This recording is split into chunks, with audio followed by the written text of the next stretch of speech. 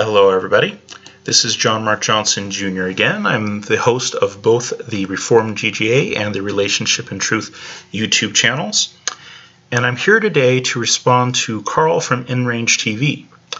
Carl from InrangeTV recently, somewhat recently, those of you guys who followed my videos for a while now know that I don't always respond to things very immediately.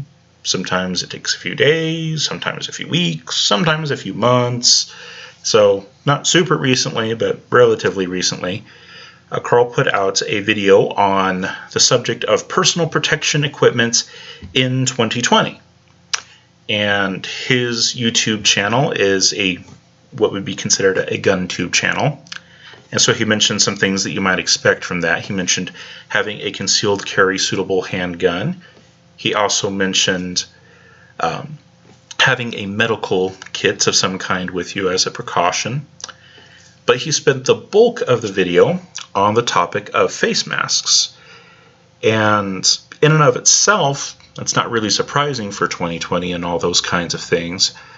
And if somebody wants to wear a face mask, in and of itself, it's not really any skin off my nose, and I don't care about that. But what I did catch, and frankly did take a certain amount of offense to, was the way that he portrayed people who were on the opposite side of the issue as him, those who were against face masks, such as myself. And I'm paraphrasing a little bit here, but he went so far as to say that that wearing a face mask in a pandemic is an IQ test, and that if you are not wearing one, you are failing the IQ test. That's a pretty strong statement. And I, as someone who is both a gun tuber and a religious person, have a vested interest in this, because Carl is, of course, someone who is a part of the 2A community.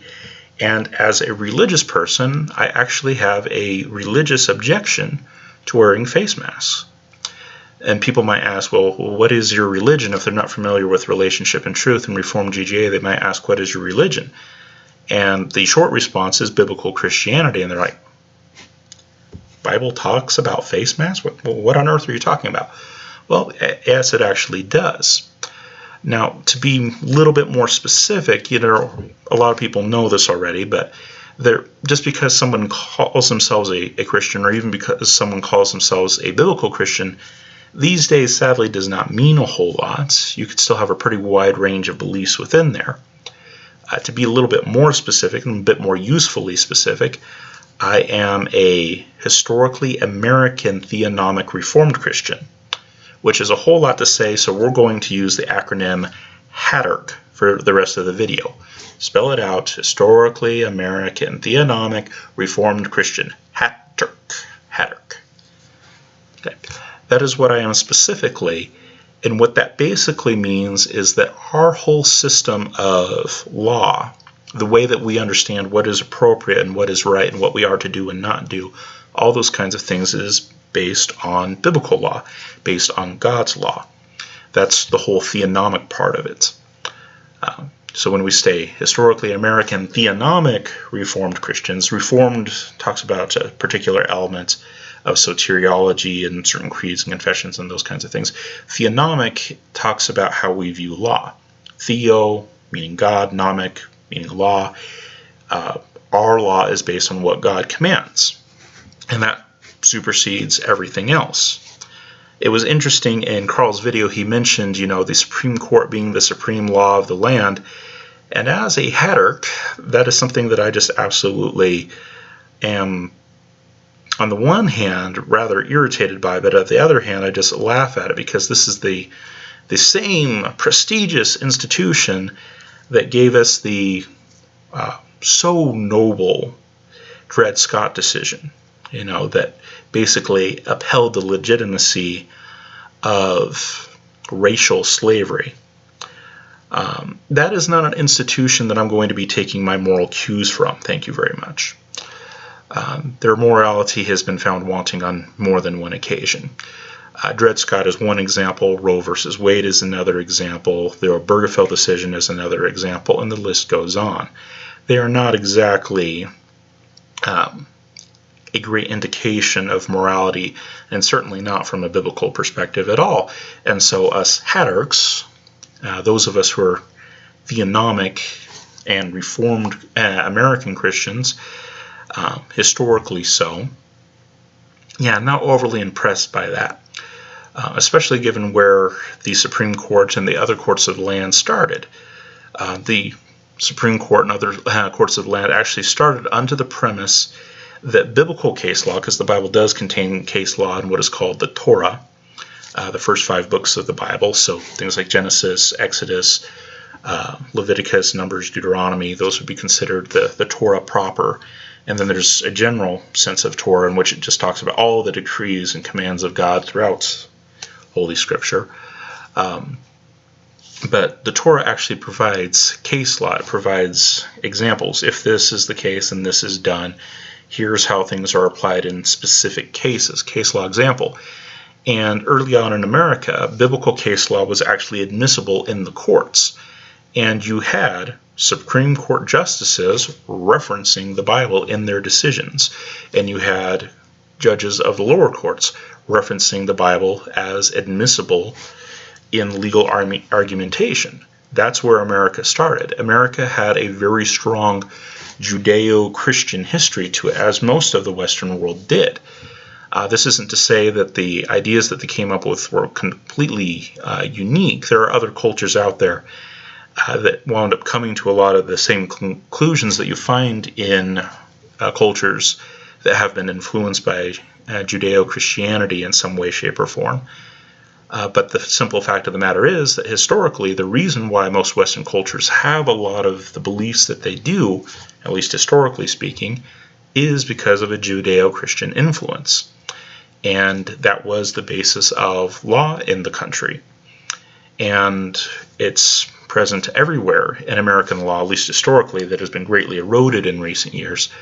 But historically, it's all over the place. Like I said, you would find references to the law of Moses in Supreme Court writings and lower courts in America.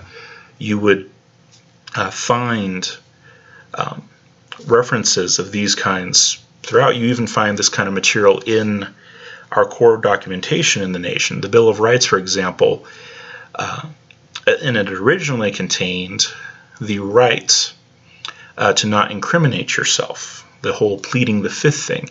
That is actually a biblical concept, the idea that you do not have to testify against yourself, that you do not have to provide evidence against yourself. That is a biblical concept.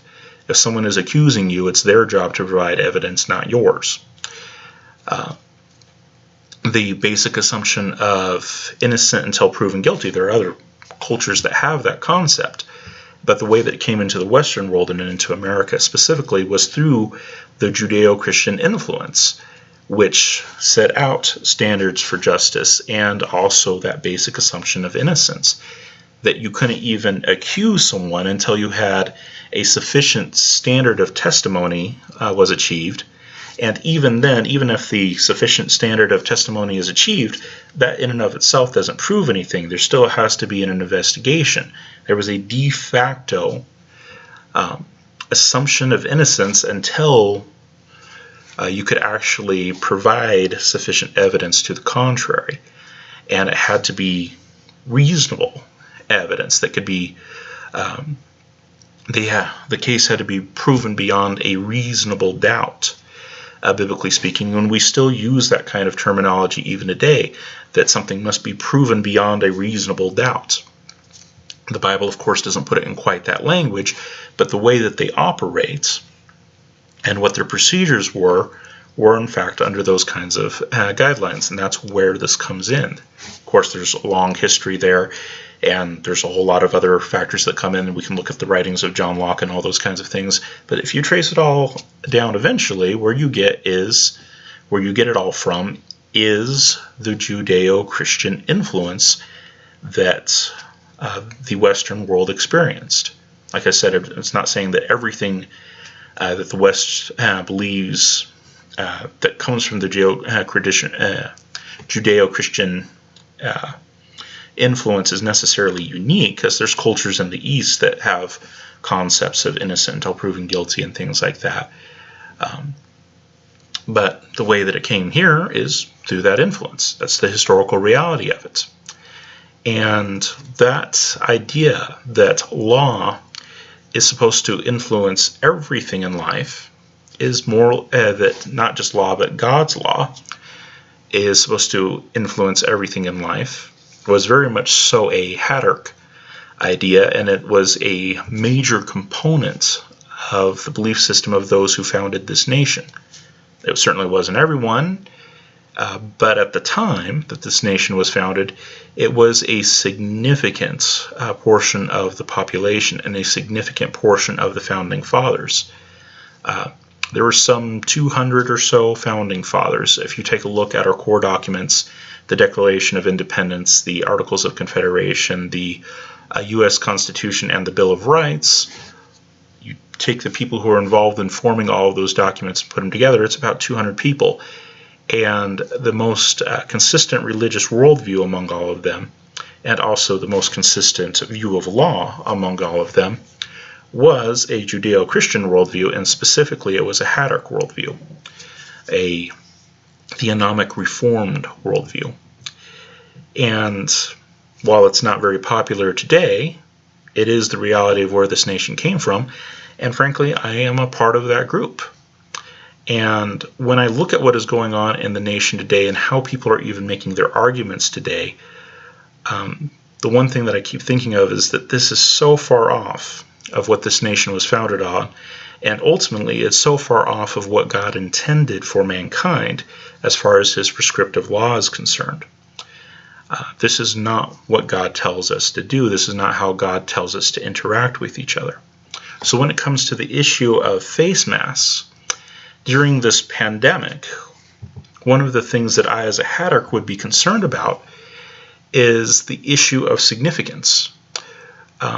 That is, it's a biblical principle to cross-examine someone.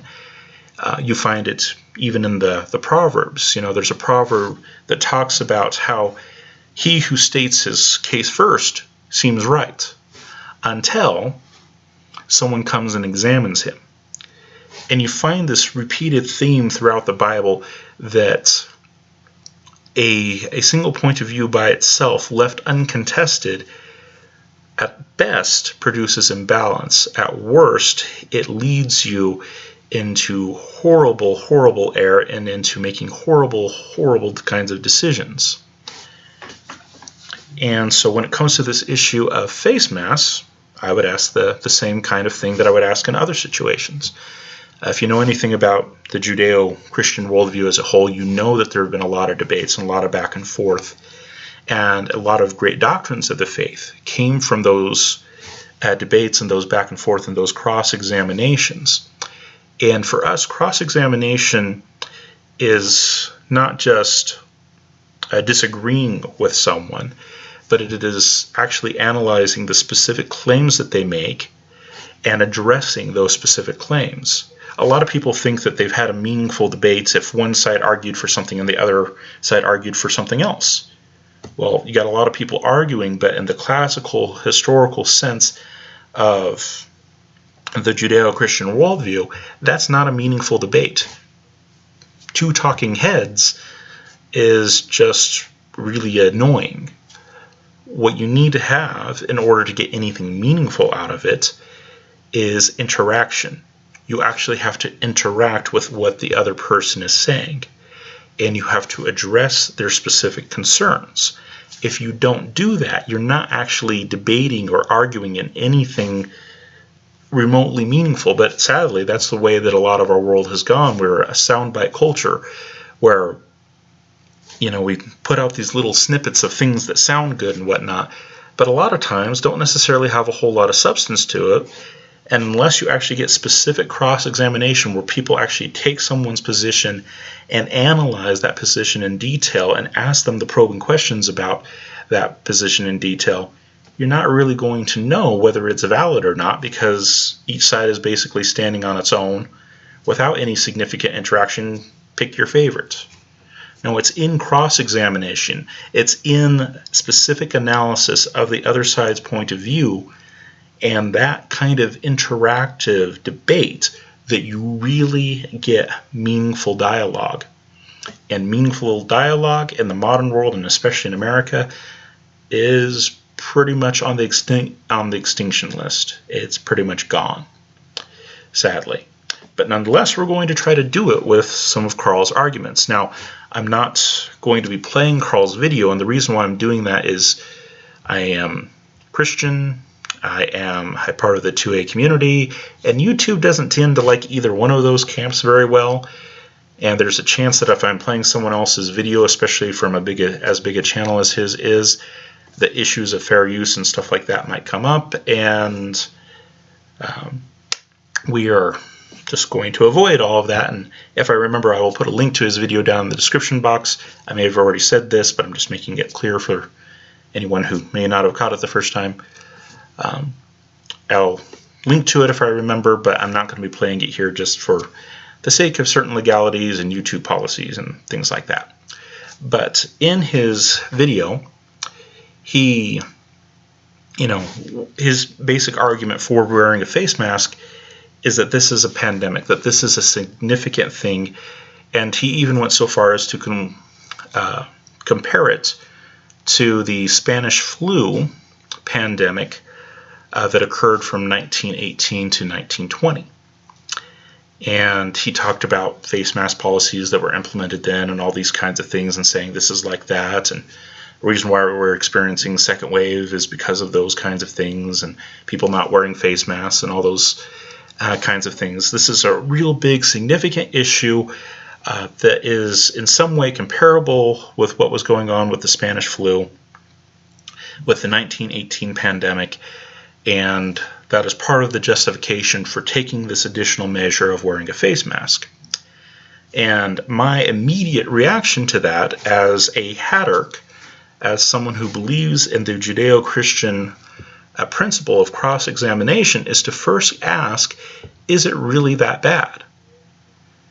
Is it as bad as something that has required, or at least was conceived as requiring, rather arduous, rather strenuous, rather limiting, and some people would even go so far as to say totalitarian and draconian measures to combat? That is this as bad as the Spanish flu, or at least comparable to it? Now, let's go over some numbers. Those of you who know me know that I used to be a high school mathematics teacher. I was, of course, trained in mathematics to that end, taught college-level courses in statistics, etc., etc., did studies of my own, submitted papers of my own, all that fun kind of stuff, hoopla, whatever, whatnot. I'm a little bit of a math nerd. I have probably forgotten more about mathematics than the vast majority of my viewers will ever know, including Fauci and a lot of other people out there. They have their areas of speciality. I have mine. Okay, I like numbers. Now, that being said, we're not going to get into some of the more sophisticated analyses that are out there, just because a lot of people won't be able to follow them, and they're also not overly necessary. One of the things that I always drilled into my students as best I could was that the best statistics are usually very simple. There are a lot of very powerful statistical tools that are out there, but if they're not understandable, if you don't understand them, they're not going to be of much use to you. And for all the analytical power that certain statistics have, when it comes to real-world studies, simple is indeed generally better.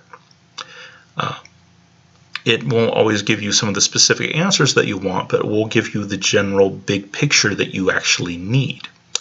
And so that's what we're going to do. We're going to look at some big picture issues. Now, Carl specifically mentioned the Spanish flu. I'm going to contend that what we're seeing with the current COVID-19 pandemic is actually a lot more similar to the Hong Kong flu that was going around from 1968 to 1969. And let's see why I would say that. First, let's get a little bit of a feel for how bad each of these were. Now, as the sources, I'm just going to use very commonly available sources. I'm not saying that they're particularly good. What I am saying, though, is that they're commonly available. Okay, I'm not going onto conspiracy theorist websites or anything like that, or, the secret super special investigation that was done by the Flat Earth Society or anything like that. These are commonly available numbers. Like I said, they might not be the best sources in the world, but they are common sources. These are not conspiracy theory sources. These are sources that are recognized in the mainstream media. They are recognized by a lot of people in politics, etc., etc. These are common numbers that are out there that are very easily investigable, etc., etc. That's why I'm using them. All right, just looking at the Wikipedia article on the Hong Kong flu, talks about the dates, and it specifically says that it killed an estimated 1 to 4 million people globally at the time. All right, so in our little analysis here, we're saying that the low estimate for the number of deaths is 1 million to 4 million. Now, one thing that should be noted here is that when we're talking about pandemics, significance is always proportional. That is it proportionally significant? If I say that 100 people died yesterday, what is that out of? Is it out of 100 people who are staying in this hotel? Well, that's pretty significant. Is it 100 people who happen to live in the same state as me? That's less so. Is it 100 people out of the entire world? That is significantly less so. Proportionality is the basis of fair comparison. And it's also, again, part of the Judeo-Christian worldview is proportionality. There were certain things that were considered to be fixed costs in the Bible. Cost of redemption, same for everybody. Early on in the Torah, there is a price that is paid for every firstborn male, and it's the same for every single one. The cost of redemption is the same. And there is an important theological truth in that. But when it comes to economic issues, and when it comes to things that are not necessarily so theological in nature, the Bible instead puts in principles of proportionality, and that's why you have things like the tithe. The tithe is not a fixed amount. It is instead a proportional amount. If you don't have much, you don't pay much. If you have a lot, you do pay more, but it's proportional. Proportionally, it's the same, but it allows a person with less to pay less and a person with more to pay more, and it is exactly proportional. Proportionality is the basis of fair comparison. And so when we're talking about 1 to 4 million deaths from the Hong Kong flu, and we compare it to the current situation that's happening with the coronavirus, well, and technically that was a coronavirus as well. Coronaviruses are a broad spectrum of viruses, which will include basically every major, includes it's the influenzas basically. That's coronaviruses as a whole. There's a whole category of viruses that are there, and it's basically the influenza viruses. So any major influenza that we've ever talked about, it's basically a coronavirus of one type or another. This one is just the COVID-19 coronavirus in particular. But if we're going to make a comparison as to how bad this was, we need to know relative to how much. So when it comes to the Hong Kong flu, it was 1 to 4 million people, and at the time, in 1969, the world population was about 3.608 billion. And again, that's general available statistics out there on the internet. Right now, I'm just using Google. No, not that number. 1969. I'm going to use the later date because it actually works out better for Carl. I'm giving him the benefit of the doubt on this one. The population would have grown a little bit over the year from 1968 to 1969. And so if I use the later number, it makes the relative factor between then and now a little bit smaller, so a little bit less significant. So it's in his favor to do it this way. So I'm trying to be as fair to Carl in his comparison with the Spanish flu as possible. Like I said, I'm contending that it's closer to the Hong Kong flu. But at the time of the Hong Kong flu, the world population was an estimated 3.608 billion, as according to Google, which is not necessarily overly great, but like I said, it's a common source, and I don't want to be accused of relying on conspiracy theory numbers. All right, so 1 to 4 million people in 1968 to 69, which means that was out of roughly 3.6 billion people. Now, the Spanish flu that Carl was talking about, of course, that's earlier, and so the worldwide population is going to be smaller. 1.968 billion is one estimate of the world population at that time. And this, again, is another Wikipedia article. Let me go up to the top so you can see the name here. Estimates of Historical World Population. And when you get past a certain date in history, you don't really have good census data, and so you have to do the estimation thing, and so there's been a few different estimates out there. And so for 1920, there was a few estimates done, one that said about 1.86 million, 1.863, 1.912, and one that was 1.968. Like I said, to make the comparison as best as possible for Carl, to give Carl the benefit of the doubt, I'm going to use the bigger number, so 1.968. So it makes the relative difference between then and now smaller, so it makes the comparison more valid. So 1.968 billion people at the time, roughly, it's an estimate, it's an extrapolation, but roughly that's what it was. And then how many people died as a result of that? Well, the Spanish flu, and this is again just going off of Wikipedia, the article says the death toll is typically estimated to have been somewhere between 17 million and 50 million people worldwide. Now, you'll see over here on the right-hand side where it says that it could have even been higher than that, 50 to 100 million people worldwide, and that is greatly disputed. The bigger that the death toll number for the Spanish flu is, the worse that is for Carl's case. So to give Carl the benefit of the doubt, I'm going to go with the smaller estimate, the 17 to 50 million. All right, so we've just gone through the basic data and what is out there and what the world size was. Now let's talk about the current situation with COVID-19, our current coronavirus that we are dealing with. And let's talk about projections of deaths. Getting a projection of death, of course, is a very difficult thing, and a lot of the hoopla that's happened recently has been because of that.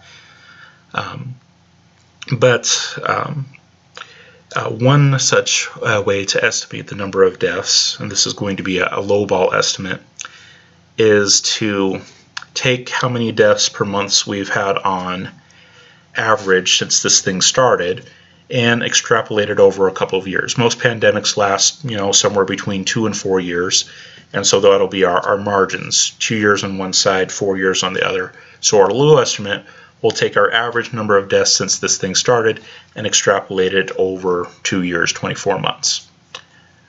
All right, and again, going with very generic information that is out there, type in COVID-19 worldwide deaths into Google, and it says that our current death rate is 703,000 at the given moment.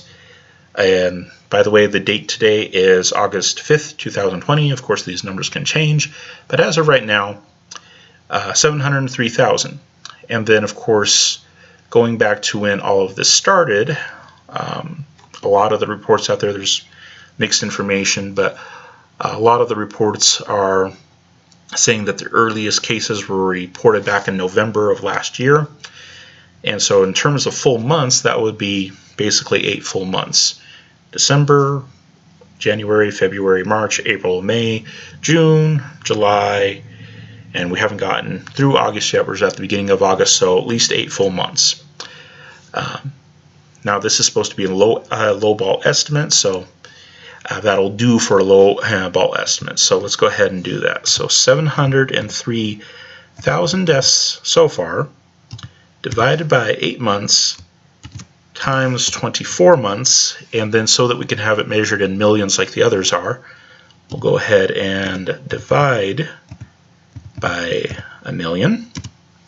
And so our lowball estimate for the number of deaths that we'll have total as a result of COVID-19 is about 2.109 million deaths estimated.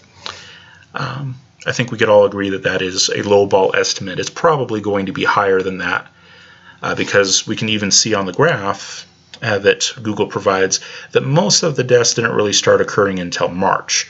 So going all the way back to the first case being somewhere in November is definitely going to give us a lowball estimate because just simply the number of cases hadn't really picked up yet. So that is definitely a lowball estimate. We can all agree on that. And then for a highball estimate, well, this wonderful graph gives us the peaks each day. Let's look at what our peaks were. This peak right here was at 9,796 on April 30th, and we've got another pretty high peak over here on July 24th of 9,753. That is the maximum number of deaths we've seen in a given day was on these 2 days. Let's just go ahead and estimate high because we're doing a highball estimate, and we'll take the maximum peak day. Now, this is not the trend throughout all of this. You can see that most of these are not that high. These are just a couple of peaks. So this is definitely the highball estimate, but let's go ahead and do a highball on top of the highball because these ones came out to be over 9,700 deaths. Let's go ahead and estimate a daily death toll of 9,800. We're not seeing that every day. It's only a couple of days that we've gotten close to that. But let's go ahead and estimate 9,800 every day. And so we'll do 365.24. Got to get leap year in. 365.24 days a year. And let's say that this thing lasts on the longer side of how long a pandemic usually lasts. Most pandemics are 2 to 4 years. Let's say that it goes all the way to 4 years. And then again, divide by millions so that our number is measured in millions. All right, and that comes out to about 14.317 million. So our lowball estimate that hopefully all of us can agree on being a lowball estimate is about 2 million deaths worldwide, and our highball estimate is about 14.317 million deaths worldwide. You take basically above the maximum daily death rates extended over 4 years. That's how we got our highball estimate. And then we took our monthly assessment that we have right now, including the period where COVID-19 hadn't really picked up yet. So you got kind of the tail end, and most pandemics are like that. There's a tail on one side, then it peaks, and then there's going to be a tail on the other side. So we're including a lot of numbers from the tails and dividing that over the number of months that total took. So that's 703,000 divided by about 8 months worth of data, and estimated on the short side the pandemic will only last a couple of years. You get about 2 million. Now, Carl from InRange, like I said, he compared it with the Spanish flu. And this highball estimate of 14 million is pretty close to the Spanish flu number of 17 million. But like I said before, the basis of godly comparison and also good statistical comparison is proportionality. 100 deaths might be a lot if you're talking about a number of people in a hotel. It's not as significant if you're talking about the number of people in a state or in the entire world. So let's put these in proper proportion so that we can see what would happen if they were escalated to the same scale. So let's go ahead and take the Hong Kong flu numbers and the Spanish flu numbers and adjust them for the 2020 population. So in the case of, there's one more little data point that I forgot to say is the 2020 population. Let's go ahead and grab that. So we had 1969, let's say 2020. 7.8 billion people is the estimate right now. So that's where I got the 7.8 billion from. So for the Hong Kong flu of 1969, that would be the 7.8 billion divided by the 3.608 billion of the time to give us a factor of 2.162 that we need to multiply by things things by to get what they would be in current numbers. So the 1 times the conversion factor would give us about 2.162 million. And then the higher number of 4 million estimated deaths times our conversion factor gives us about 8.647 estimated million deaths. All right. And then the Spanish flu, if we were to bump it up to today's numbers in terms of worldwide population of about 7.8 billion. At the time, it was 1.968 billion on the high side, giving Carl the benefit of the doubt here. And so we'll take the 17 million death estimates times our conversion factor, and we'll take the 50 million death estimate times the conversion factor. And then, of course, the COVID-19 issue is happening this year, so its conversion factor is 1. So we would have the 2.109 and the 14.317 million. All right, so when you adjust for the proportionality, considering how big the population is at the time and then adjusting it to today's standards, which one is COVID-19 most similar to? Look at its low estimation, look at its high estimation. Is it closer to the Spanish flu or is it closer to the Hong Kong flu? Well, the Spanish flu, if you adjusted it for today's worldwide population, would have been 67 to nearly 200 million deaths. COVID-19, if things continue to go the way that they are, it's only going to kill somewhere between roughly 2 to 14 million people, which is still a lot. That's certainly not a happy thought, but it's nowhere near what the Spanish flu would have done if it had been an issue in 2020 with today's current population. The Hong Kong flu, if you escalate it up to today's population, that's 2 to roughly 9 million. It's not as much as the high side estimate for COVID-19 is, but it's in the same ballpark. Now, the reason why I bring up that comparison is, one, to push back on Carl and say, no, the situation that we're dealing with right now is not as bad as the Spanish flu. There are lots of people dying, and that is obviously not an optimal thing, but this is not as bad as the Spanish flu.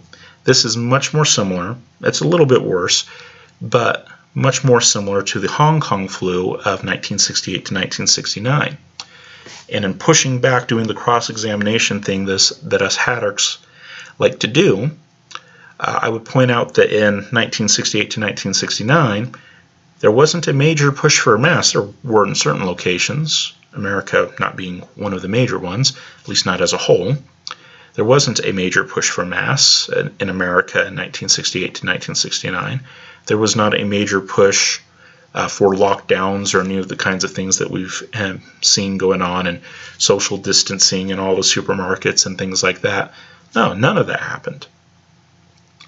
Instead, we, in that time period, went to the moon, among other things.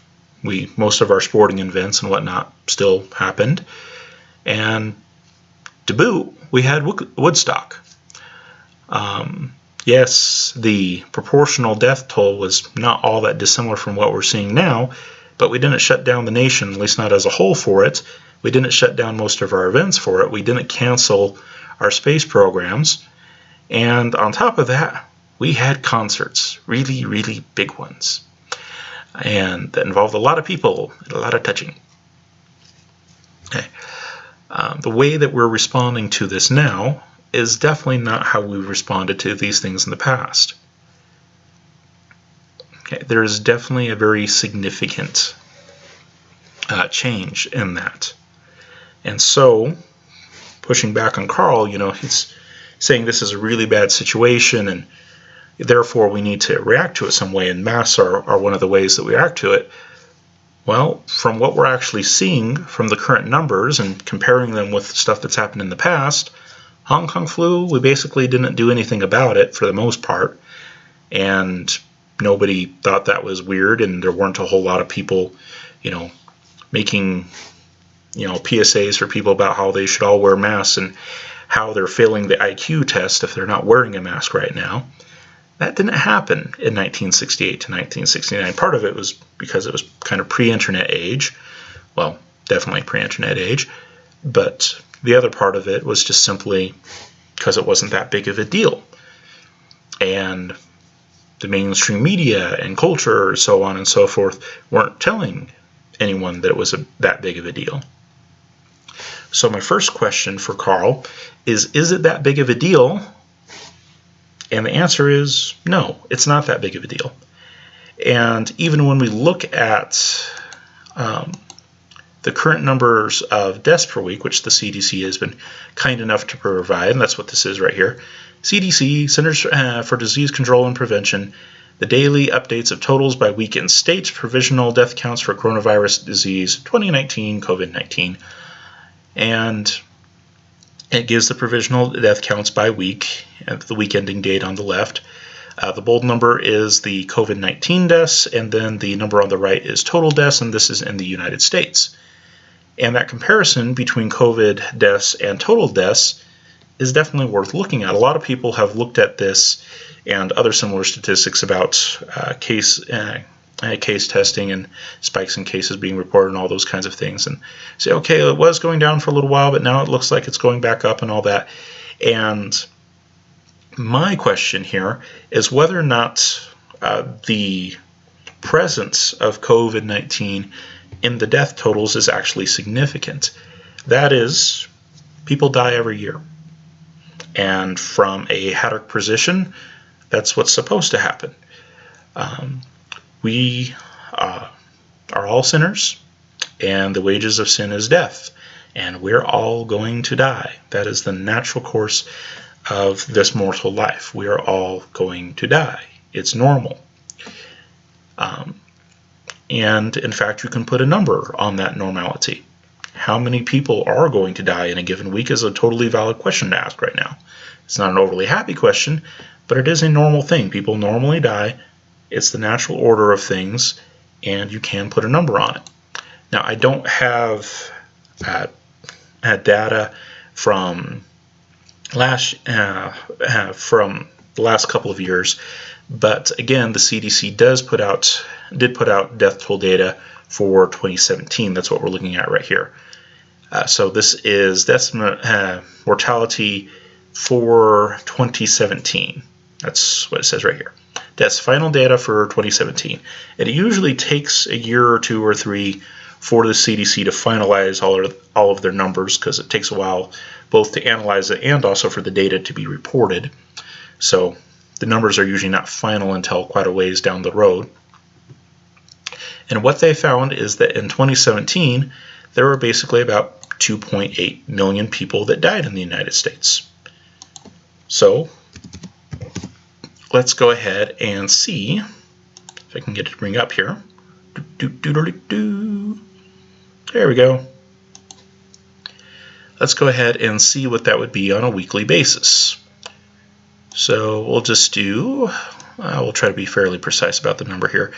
This was a few years ago, so our population has grown a little bit since then. Should be higher than this number, but we'll go ahead and use the number given. 52 weeks in a year. All right, what does that come out to? 54,105.82, etc., etc. Can't really have point of a person, but that's not the way statistics work. About around 54,000 people die a week in the U.S. That's expected. Okay, that's normal. At least that was in 2017. Every year is going to have its little ebbs and flows. Like I said, it's been a few years. Population's probably gone up, so we'd expect the numbers to be higher. But in terms of that standard of about 54,000, from the end of June, we've been in that 54,000 range. And even if we look at basically when this was first happening, when the number of cases in the U.S. was statistically insignificant, was very, very, very small, just 1, 5, 7 cases, the number of weekly deaths was fairly consistent at around 58 to 59,000. which, like I said, you'd expect. It's been a few years later, population's grown, you'd expect it to be over the 54,000 mark. And if we look at it that way, if we look at around 58, 59,000 and less, well, all the way back in the end of May, we were at that level.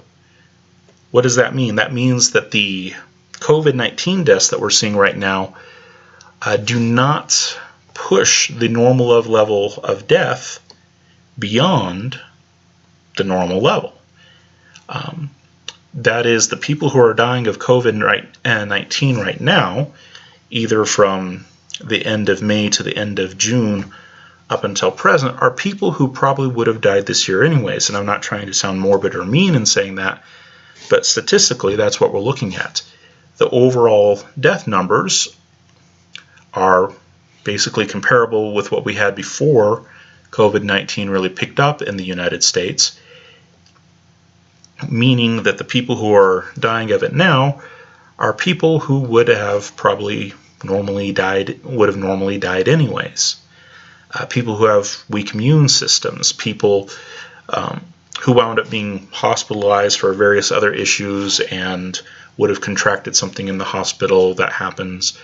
There's just a bunch of different factors. You can have kids that will, for one reason or another, wind up getting sick, adults, etc., etc. Just anyone who has any kind of a weakened immune system, this was their year, unfortunately. And it just happened to be COVID-19, or at least something that would test positive for COVID-19, because the COVID-19 tests are not exactly the most unique things ever. They generally test for coronaviruses as a whole, or at least a subset of the coronaviruses. And so it's really hard to be specific as to whether or not, at least with a simple test, whether or not they have COVID-19, but something that's at least in that family. But something in that family, or COVID-19 itself, happened to be what got them. But they were going to be in a position this year that they would have been compromised anyways and would have caught something else if it hadn't been COVID-19. Their numbers are not significantly contributing to the total. The total number of deaths from either the end of June or the end of May is basically commensurate with what we saw before. It's not really all that significant. So, in responding to Carl, the first pushback that I would have from the first part of biblical cross-examination is it as big of a deal as you're making it? And the answer is no. The second part of my pushback, as a Haddock, a historically American theonomic Reformed Christian, which also goes in with that cross-examination issue, is first, is the problem that big of a deal? And the answer is no. Numerically, this is not any different from the Hong Kong flu, and you didn't see all of this craziness going on with the Hong Kong flu and widespread lockdowns, widespread mask use, those kinds of things. You didn't see it with that. The numbers that we have right now are much more commensurate with that. And just as a side note, someone might say, well, your highball estimate there was pulled from the data that we have right now, from our peaks here, and that is with having lockdowns in place and social distancing and face masks and stuff like that. So it could have been higher. And first of as a Haddock, as a theonomic Reformed Christian, historically American, etc., etc., as a Haddock, I would point out that is, first of all, speculation. And Haddocks tend to be really suspicious of speculation, because that is what led to the fall of mankind in the Garden of Eden, for example, and numerous other issues in the Bible that show speculation not to be a good thing. The speculation of the serpents in tempting Eve, did God really say that? Did he really mean that? No, maybe it would have been like this. Maybe it's supposed to be like that. That's speculative. And it wound up getting Eve in trouble. And there's also other cases in the Bible where speculative arguments are presented, and they're not generally good things. For example, the Sadducees tried to catch Jesus with the speculative. Let's say that there was a woman whose husband died and she got remarried, and then that husband died and she got remarried, and then that husband died and she got remarried, and this happened 7 times, so that she was married to 7 different guys. Now, in the resurrection, whose husband is she going to be? And Christ's response, Jesus' response was, you guys are idiots. I'm obviously paraphrasing here, but it says, you guys don't know Scripture like you ought to, because in the resurrection people are neither married nor given in marriage. That's not the point of the resurrection. Marriage is something that happens in this temporal life. It is not something that happens in eternity. It is not a part of the resurrection, and Scripture is very clear about those kinds of distinctions. It talks about God's chosen people and his redemption of his chosen people, and the process of the increase of the world, so on and so forth, as being the process by which he brings his chosen people into existence. But once his chosen people are in existence, there isn't a need for further procreation. It's what the text says. It's what the text is about. And so Jesus looks at them rather incredulously, saying, why are you guys invested in this speculative argument? First of all, you're wrong because the text overtly says these kinds of things, so you're wrong about that. And then da-da-da-da-da. Speculation, biblically speaking, is not treated with nearly the same kind of respect that facts are. And whether or not this chart here from Google represents facts is certainly debatable, but this is much more so a fact than the speculation of, well, it could have been worse without the lockdowns. We don't know that. The issue that we have is that, like I said, that's speculation. But even on top of that, speculation, biblically speaking, is something that is to be checked by facts. And when it comes to the facts as to lockdowns and face masks and social distancing and whatnot, you can look at different places and different countries that approach this issue differently. For example, Sweden and France are great comparisons because their relative death rates are basically the same, at least within a reasonable margin of error from one another. But their approaches to the situation were radically different. France went into lockdown and those kinds of things, whereas Sweden did not. Their approach was much less significant, but the death rates wound up being about the same. What that says is that the interval of significance actually overlaps between the harsh lockdowns and the other things, which means that the hard data that we do have from the real-world examples in front of us says that the lockdowns and the masks and all those things are not determinative. In fact, you can find countries out there for almost any combination you want. If you want a high death rate and no masks, you can find countries out there that are like that. If you want a high death rate with masks, you can also find populations and countries out there that are like that as well. If you want to find a low death rate and harsh lockdowns, you can find populations, whether they be states or countries or municipalities, that are like that out there, and just about any combination out there. And that is the issue. These things in and of themselves are not determinative. The outcomes overlap. You take this particular combination of contributing factors, or at least supposed contributing factors, and you look at the outcome, and it can be any of a variety of different outcomes. You can have a relatively high death rate. You can have a relatively low death rate with putting lots of measures in place, without putting lots of measures in place. That is the real-world data that we have, and that would show that the speculation that people have, well, it could have been a lot worse without this, isn't really a meaningful objective. One, it's speculation. Two, the data overlaps. The death rates for different approaches overlaps. You can find, like I said, just about any combination of supposed contributing factors to lead to just about any death rate that you want now, because we've had just about everything. Yeah, it's not actually meaningfully significant. That's what the actual data shows. All right, so like I said, responding to Carl here, first question I would ask is it actually all that significant of an issue? Is this really that big of a deal as you're making it out to be? Is this really like the Spanish flu? That was the comparison that he made, and the answer is no. Yes, lots of people are dying, and that is tragic. That is definitely a sad thing, and we have every right to be remorseful of those who die. But the number of deaths are not significantly different from the Hong Kong flu, and we did not react to the Hong Kong flu like we did the Spanish flu, because the relative death rates were not the same. The Hong Kong flu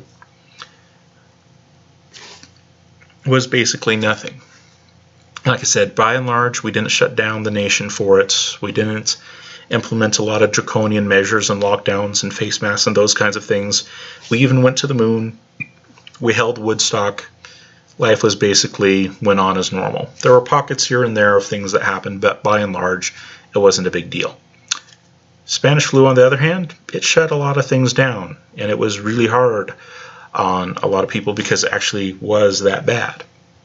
COVID-19, it's not shaping up to be that bad from the hard evidence that we have, and engaging in the speculation of saying, well, it could have been a lot worse, isn't overly meaningful because we have data from places that didn't have harsh lockdowns and places that did, places that have a high proportion of mask use and places that don't, etc., etc. And you can get just about any outcome you want. You can get high death rates and low death rates and pretty much anywhere in between. It all overlaps. There's no particular reason to say that it would have been particularly worse or better had this, that, or the other been implemented. It all overlaps. So first of all, is it all that bad? Answer is no.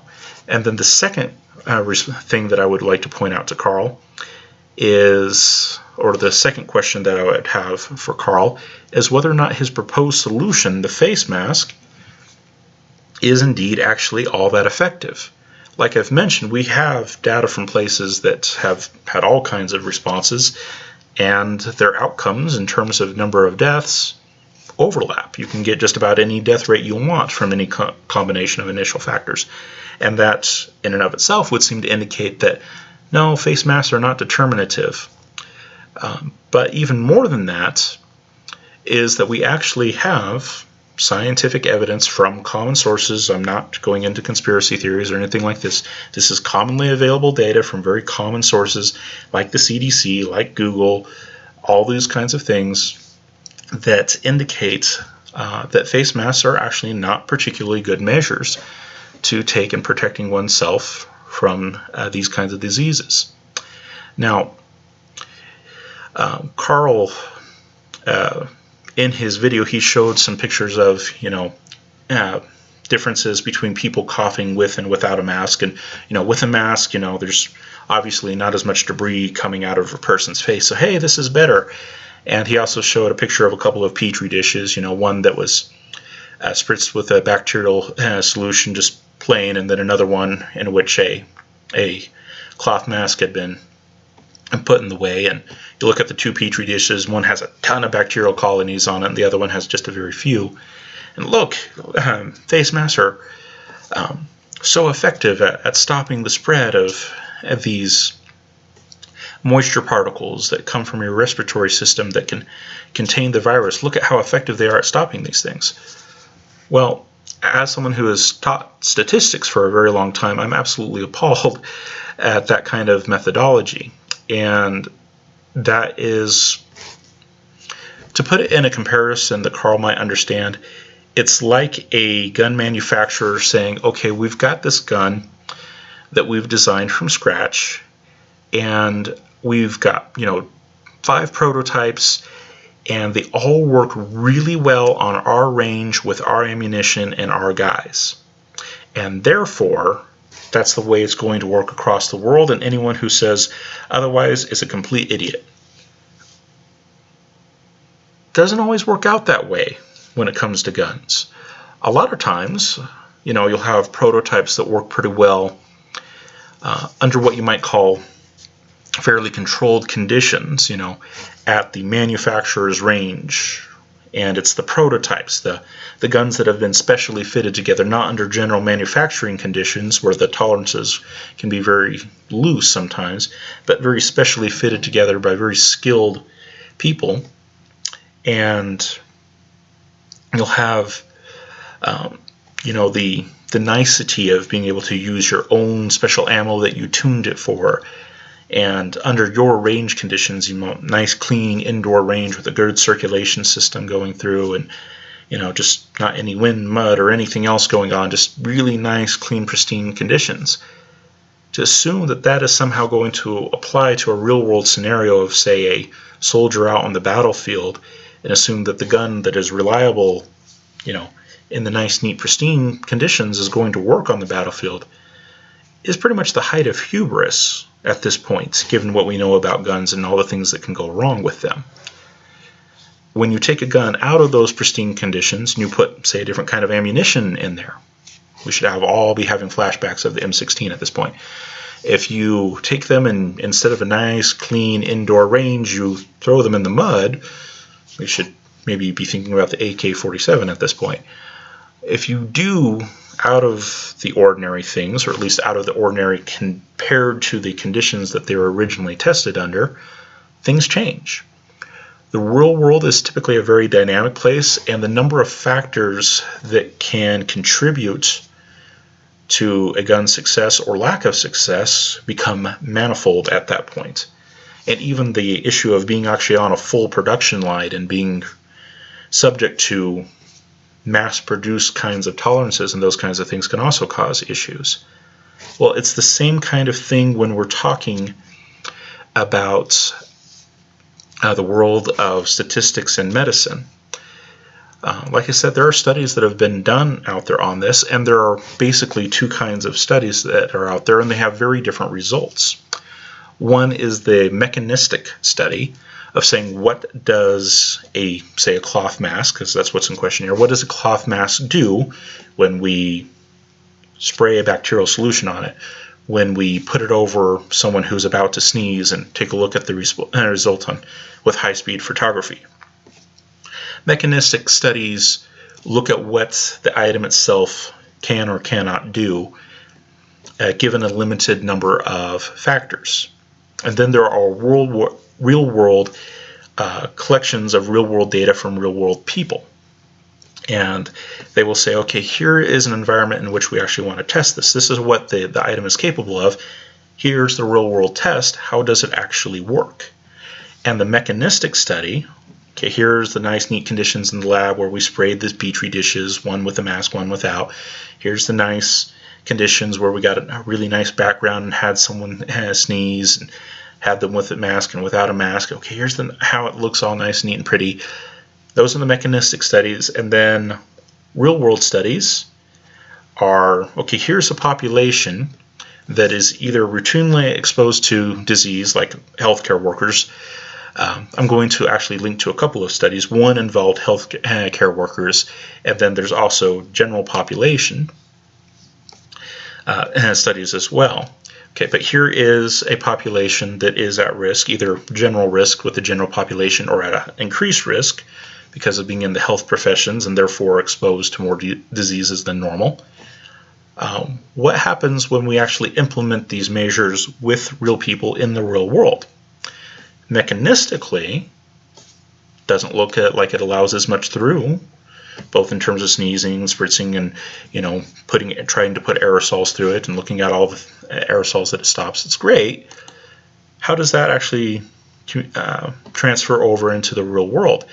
Is the mask shown to be viable when you actually take it into maybe a healthcare setting or even into a general population setting?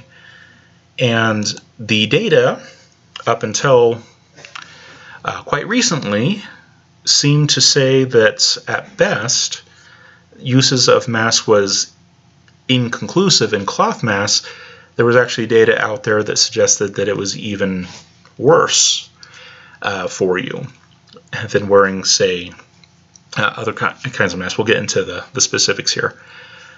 But the fact that 2020 is an election year, that there are politics involved, and that there are a lot of companies out there that would greatly profit from creating a cure for something that frankly may not be all that bad and all that significant, tends to taint the results.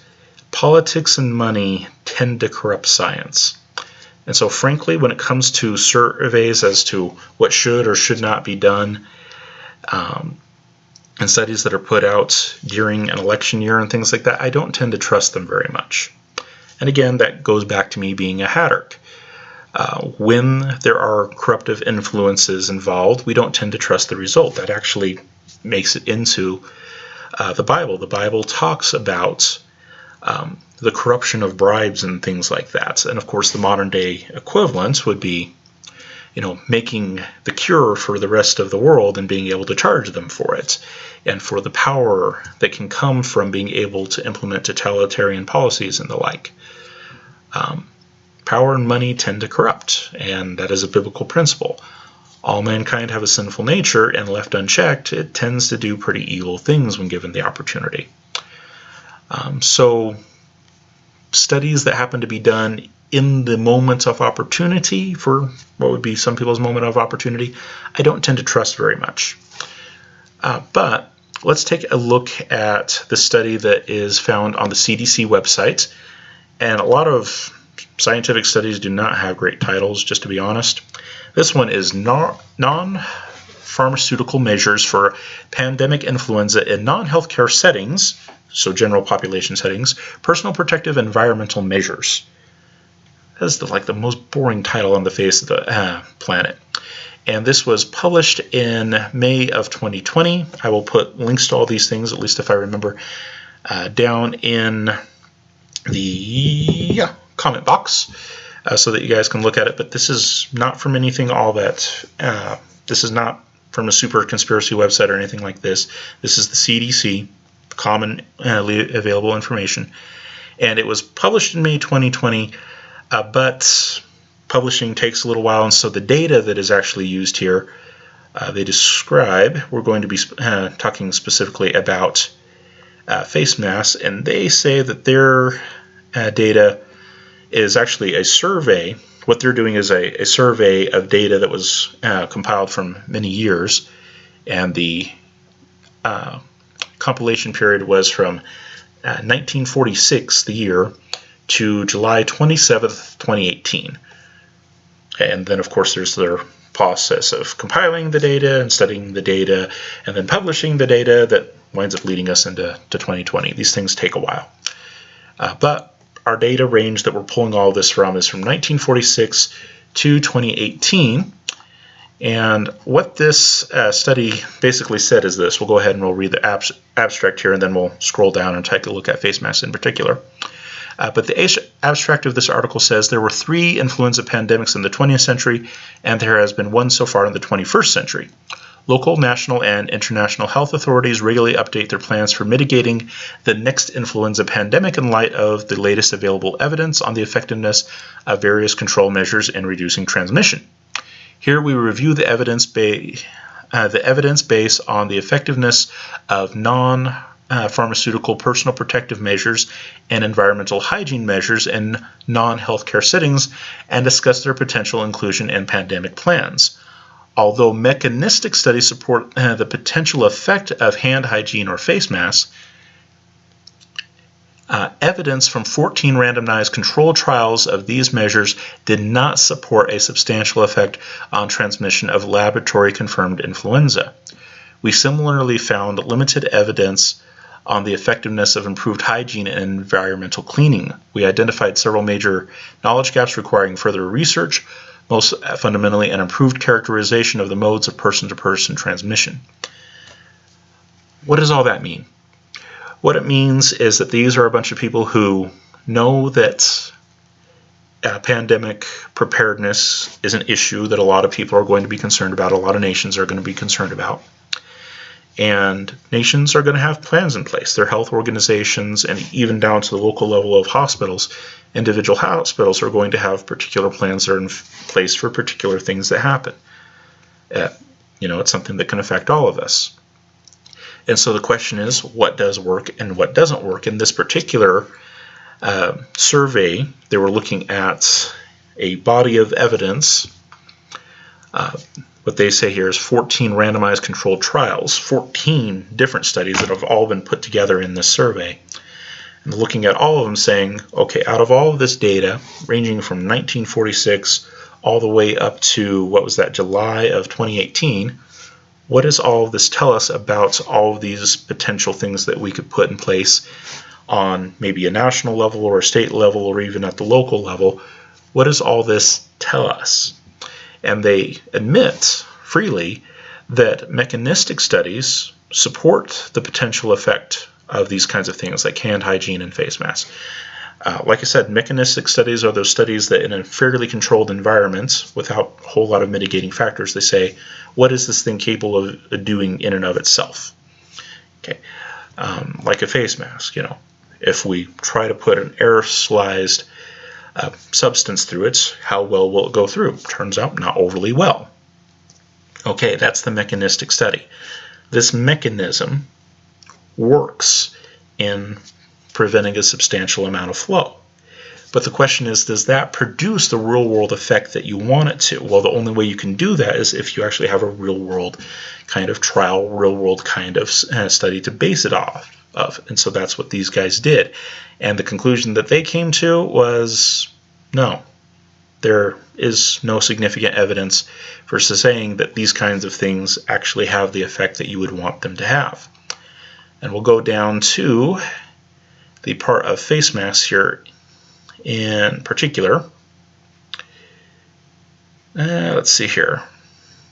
Where is it? It's not a very big section.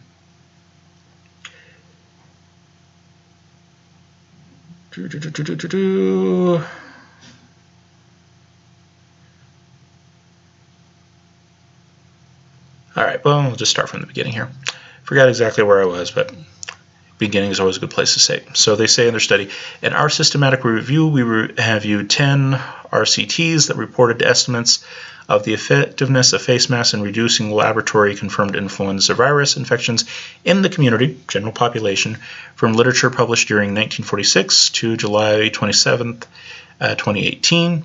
In pooled analysis, we found no significant reduction in influenza transmission with the use of face masks. And they give the statistical information.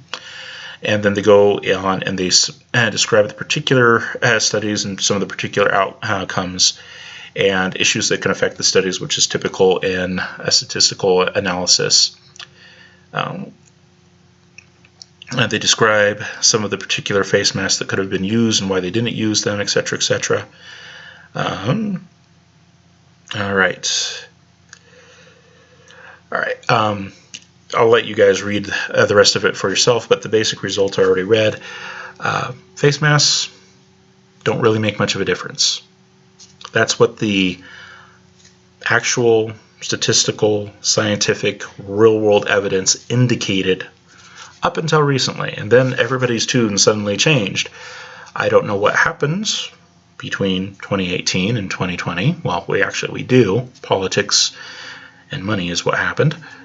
But scientifically, why these things would be ineffective for over half a century and then suddenly become effective now, I don't think cloth mask technology has improved that much, or paper face mask technology has improved that much.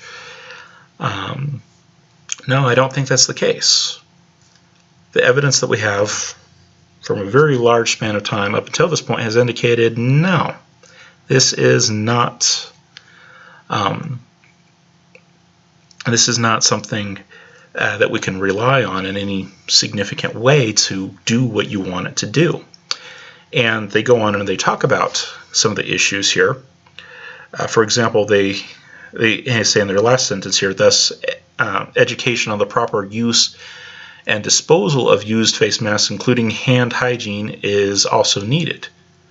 What are they getting at? You read through this and you read through other literature that is out there on the topic, and one of the main issues that you have when you're dealing with a real-world population of people is that face masks are something that can be undermined by other habits very easily. Mechanistically, they do stop a lot. I'll give you that for sure. But the problem is that people have the habit of undermining their use at almost every possible juncture.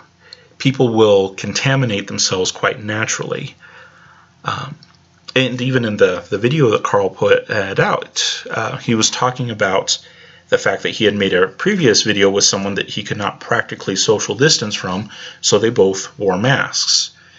And he was talking about, about gun stuff and talking about a gun in particular with this person.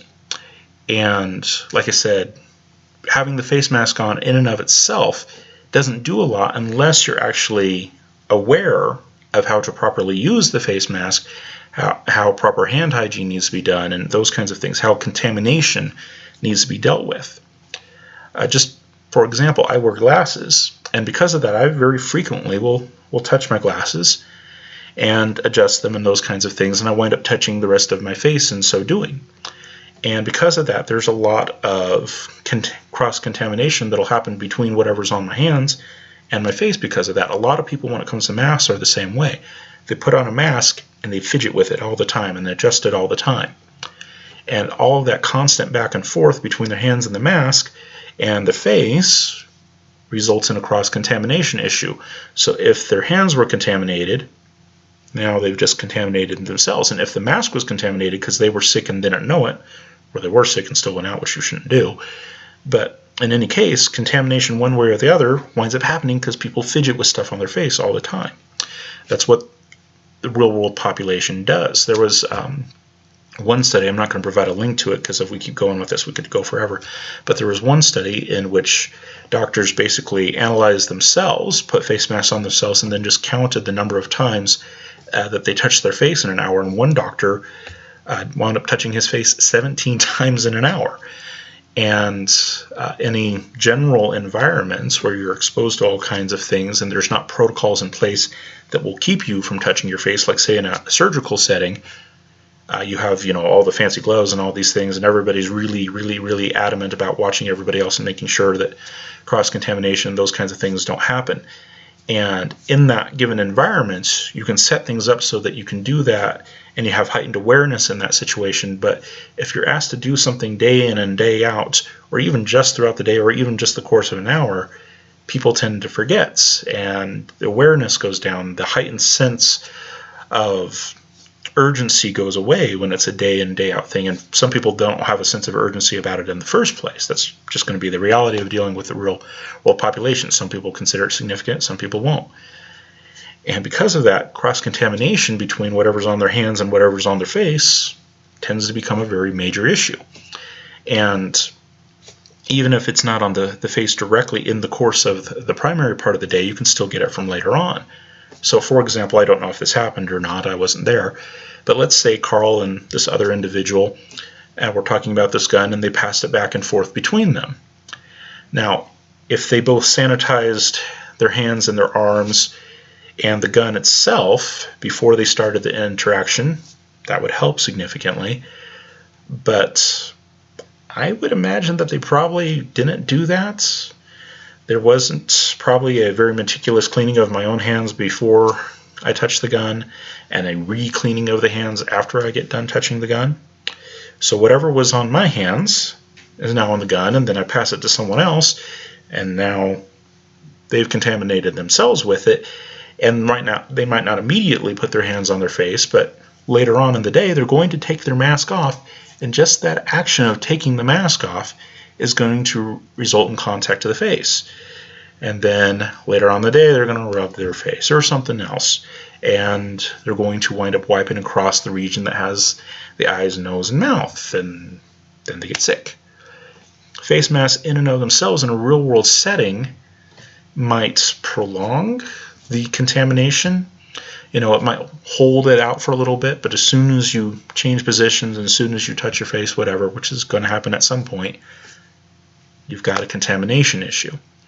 And like I said, unless you're cleaning your hands before you touch anything, cleaning that item before it gets passed on to someone else, and that person cleaning their hands before they touch the item that the other person cleaned for them, etc., etc., and everybody being really meticulous about all of this, proper hand hygiene and contamination issues and all this, all that it'll do is it'll delay it for maybe a few minutes to a few hours, maybe a few days, but it's not actually going to prevent anyone from getting sick.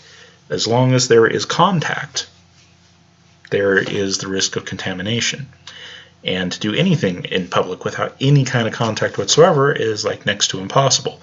I find it always very interesting that you go to pay for different things, and there's always a little face shield thing now there, but they still ask for my card. And so they've touched the card, I've touched the card, there's contamination issue. We might not be breathing on each other, but they've probably touched their face in the course of the day, and if they're contaminated, it's now going to be on their hands because they probably haven't washed their hands all that often, and certainly not before me. There's a bunch of people in line to pay for things, and I can see that the person didn't leave to wash their hands between me and the last person that gets up there. Most people are not sanitizing their hands with every single person that they interact with. So there's cross-contamination all over the place. And that's why in these real-world studies, not the mechanistic studies, but in these real-world studies, you find that they don't actually do a whole lot because there's so many other ways to get sick. Okay, yes, we reduce the transmission from direct droplets, but there's another issue there, is how prevalent spread through direct droplets actually is. I don't know about you, but I was raised that when you cough, you're supposed to put your face in the crook of your arm and make sure that you cover the nose and the mouth. Something like that. Or into the shirt, or whatever it happens to be. I don't know a whole lot of people that consider it to be socially acceptable to just walk around hacking up a lung. Just as they go along. No, most people already have the etiquette to cover their mouth in place already. They just don't go around coughing in people's faces. So the direct spread through droplets probably wasn't that big of an issue to begin with. And then you consider the fact that there's all kinds of other issues that are going to play into this. Masks just don't prove to be all that effective, historically speaking.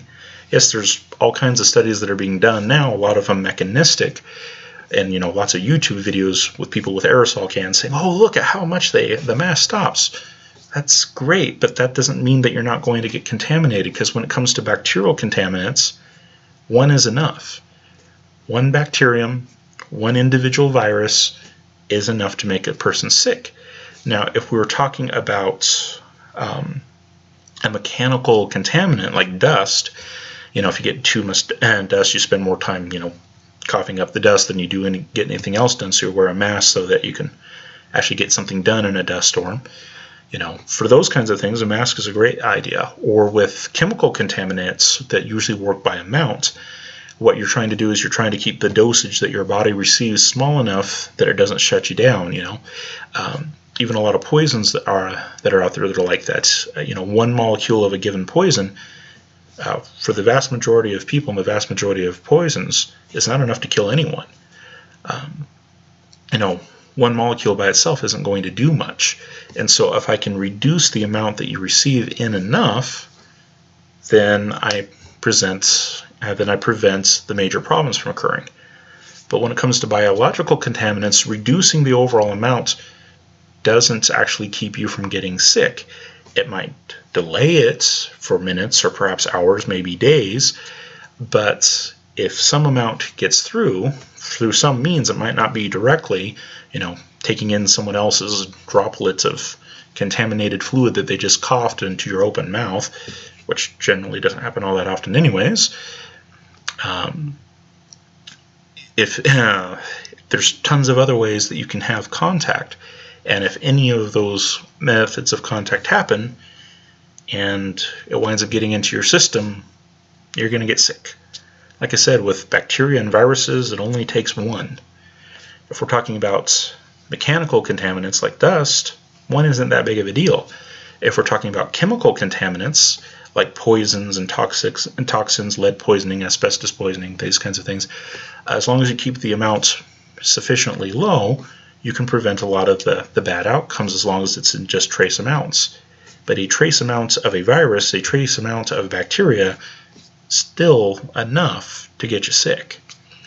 And because of that, while masks have great mechanical power, they do, there's a reason why people who are working in really dusty environments wear a face mask. There's a reason why people who are concerned about chemical contaminants will wear a face mask. There's a reason for it.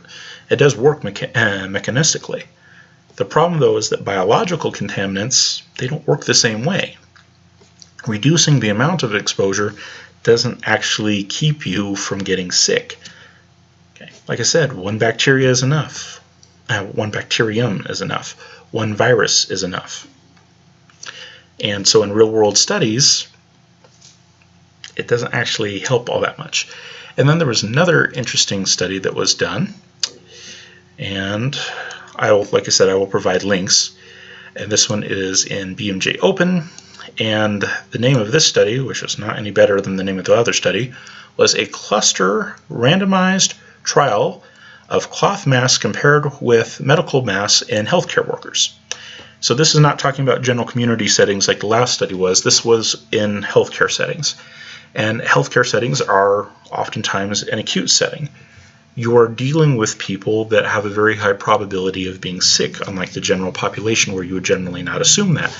And again, that's a Haddock principle.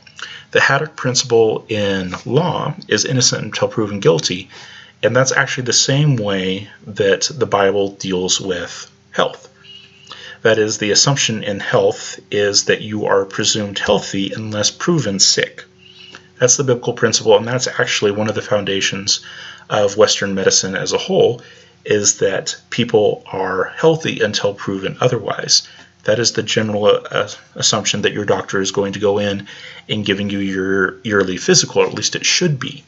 If your doctor goes into your yearly physical assuming that there's something wrong about you and that he has every right and every reason to keep searching for something until he finally finds something, get a different doctor, because that doctor is going to do everything in his power to make you a hypochondriac. That is someone who is basically trying to justify their existence, their job. And again, power and money tend to corrupt things. All people have a sinful nature, and if left unchecked, they will tend to be corrupted by it. Maybe not even consciously, but they will be taken down a very, very, very terrible path sometimes.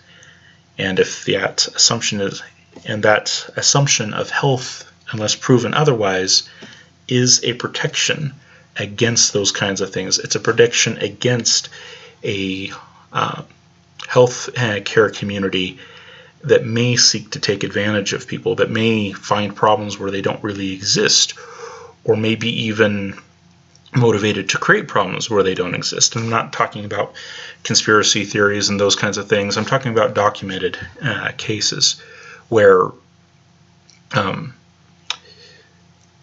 just look at a lot of modern medications. There's a lot of modern medications that have horrible side effects.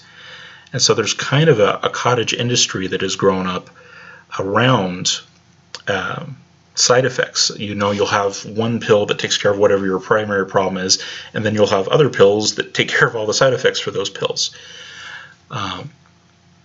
Where people can find a way to make money, they do. And the problem with every single medicine that you make out there is that it's going to have the potential for side effects. And the more of them you take, the more side effects you're going to have. So I have this medicine that combats this problem, but it has side effects. And so I take other medication that combats those side effects, but those medications have side effects too. And you see where this goes rather quickly. This isn't conspiracy theory stuff. This is a known problem in medicine. And that is why conscientious doctors are always going to try to use the least amount of medication possible to solve a given problem. Because if you use too much, you run the risk of basically creating a trickle-down effect of problems of problems of problems of problems. The minimal standard necessary, and that's not, and even going outside of the Judeo-Christian standard, you have, even in what would that be, the Greek standard, the Hippocratic Oath, first do no harm. That is, do the least amount necessary. Always assume that this person is closer to health than not. and do the least amount necessary to get them closer to health than they are at present, if intervention is even warranted. But getting back to the study here, this was a study on healthcare workers. This is an acute situation. These are people who know that they're going to be interacting with sick people, and if they do in fact know that this person is sick, yes, they're going to take some basic precautions. One of those will often include, not always, but often include face masks. And this study decided to look at cloth face masks and see how they compared with the standard medical issue paper face masks. And what they found was that the cloth masks not only were not substantially different from paper face masks, but they were significantly worse than paper face masks in terms of whether or not they protected the healthcare workers from disease. All right. So let's just go through the abstract here. The objective. The aim of the study was to compare the efficacy of cloth masks to medical masks in hospital healthcare workers, HCWs. The null hypothesis is that there's no difference between medical masks and cloth masks. Basically, they're trying to say, these medical masks that are disposable, and they're disposable for a reason, and it's to prevent that whole cross-contamination issue that I talked about before. Disposable masks are the standard in healthcare, but they're looking at it and saying, okay, what if we're wrong about that? What if we're wrong about the whole contamination issue and whatnot? Reusable cloth masks, could save us a lot of time and money in the future instead of having to produce new masks all the time and just chucking them when we're done. Let's see if maybe we were wrong about all those assumptions about contamination and all that, and do a study. And so they actually did a study. And let's see, their setting was 14 secondary level, tertiary level hospitals in Hanoi, Vietnam. And get this, the number of participants, 1,607 hospital healthcare workers that were aged over 18 years old who were working full-time in selected high-risk wards. So this is, the infectious disease ward kind of people. Places where we know that we're going to have sick people, these kinds of people. We know that these are people who are going to be exposed. What's going on? And then let's see, intervention hospital wards were randomized to medical mask, cloth mask, or a control group. Usual practice, which included mask-wearing participants, used the mask on every shift for 4 consecutive weeks. And the main outcome measure, clinical respiratory illness, CRI, influenza-like illness, ILI, and laboratory-confirmed respiratory virus infection. All right, results. The rates of all infection outcomes were highest in the cloth mask arm. The rates of ILI statistically significant higher in the cloth mask arm, and they give the numbers for that, compared with the medical mask arm. Cloth masks also had significantly higher rates of ILI compared with the control arm. An analysis by mask use showed ILI numbers and laboratory confirmed virus were, and it gives the numbers for that, were significantly higher in the cloth masks group compared with the medical masks group. Penetration of cloth masks by particles was almost 97% and medical masks 44%. What is it talking about there? Well, let's get to the conclusions. Conclusions. This study is the first RCT of cloth masks, and the results caution against the use of cloth masks. This is an important finding to inform occupational health and safety. Moisture retention, reuse of cloth masks, and poor filtration may result in an increased risk of infection. Further research is needed to inform the widespread use of cloth masks globally. However, as a precautionary measure, cloth masks should not be recommended for healthcare workers, particularly in high-risk situations, and guidelines need to be updated. What are they saying? They're saying that this thing that we thought wouldn't be any worse than the idea of introducing normal, basically paper medical masks as a substitute, using cloth masks as a substitute. So we assumed it wouldn't be any worse, and which is standard statistical practice. You always basically assume the opposite of whatever you're hoping to prove. They were hoping to prove that, these things would be, just as good or better. And so their null assumption is that they're not any different or perhaps worse, and it turned out it was worse. Normal standard statistical practice And the result that they got was utterly and totally astounding in a very negative sense. This is not uncommon for healthcare workers to wear masks, but I also understand that healthcare workers do this for a very limited period of their life in an acute situation, and these are people who are trained about contamination and risks and needing to, trade out materials between seeing different patients. There's a reason why when your doctor comes and does a checkup on you, he puts the mask and the gloves on then, and he takes the gloves off immediately after he's done with you before he sees his next patients. There's a reason why they do all those things, and normal civilians don't do those kinds of things. And it's, normal civilians either are not trained to, or they just simply don't care to.